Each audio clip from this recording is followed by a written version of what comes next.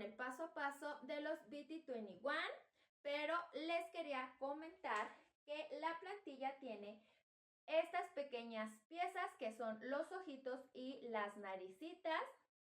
Yo se las dejé por si quieren cortarlas de foamy negro, lo pueden hacer, pero yo por cuestión de rapidez decidí pintarlas como lo hice con los primeros stickers, ¿vale? Entonces yo voy a utilizar la misma técnica de pintarlos con pintura acrílica, pero el molde los tiene por si los quieren cortar de foamy. Eso ya es cuestión de gusto, si ustedes quieren animarse y tienen la paciencia suficiente para ir cortando mini circulitos, adelante. Pero bueno, vamos a continuar con estos stickers que son los que más me emocionan. ¡Yeah!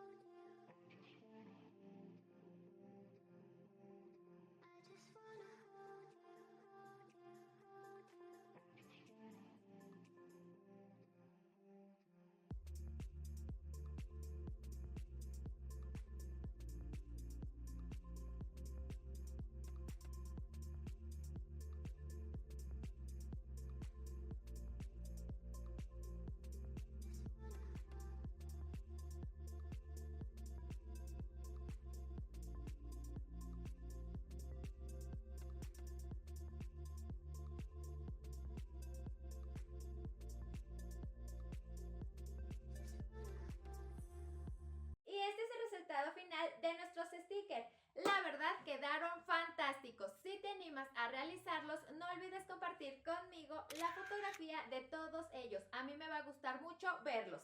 Y bueno, ya los tenemos listos, pero ahora se preguntarán, Katy, ¿cómo los voy a pegar?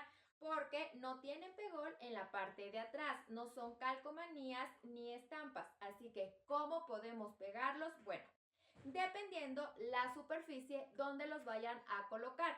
Si son superficies delicadas como fotografías, hojas o las portadas de los libros o cuadernos, pueden utilizar cinta doble cara. Es la cinta, así te la venden, pegan un pedacito, desprenden el protector ya tendrá el pegol y ya solamente lo pegan.